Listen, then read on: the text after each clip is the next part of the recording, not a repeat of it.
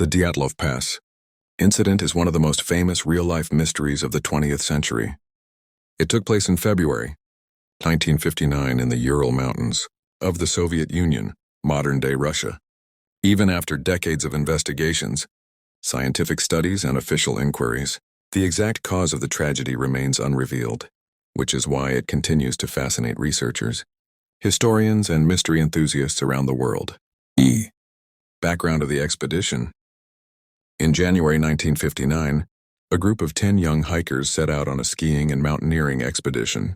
They were students and graduates of the Ural Polytechnic Institute and were considered highly experienced in winter travel. The leader of the group was a 23-year-old engineering student named Igor Dyatlov. The goal of the expedition was to reach Ural Mountain, a difficult but achievable route for trained hikers. Successfully completing it would earn them a high-level hiking certification. Before the journey began, everything seemed well planned, and no one expected any danger beyond normal winter hardships. Early in the trip, one member fell ill and turned back, leaving 9 hikers to continue. This decision later saved his life. The disappearance. The group was expected to send a telegram once they reached their destination.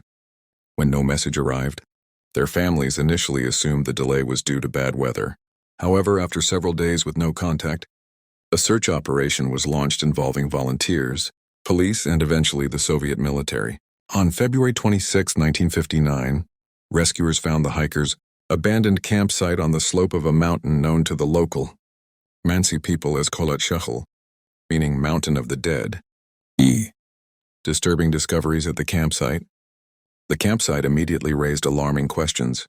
The tent was torn open from the inside, not from outside. Shoes, warm clothing, food, and equipment were left behind.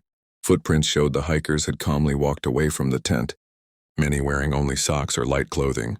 There were no signs of struggle, animals, or other people. This behavior made no sense. Experienced hikers would never abandon shelter in extreme cold unless they believed they were in immediate danger. Discovery of the bodies. The bodies were found over the following weeks in different locations. 1. 2 hikers were discovered near a forest edge, barefoot and lightly dressed, close to the remains of a small fire. 3 more were found between the forest and the tent, as if they were trying to return. 3.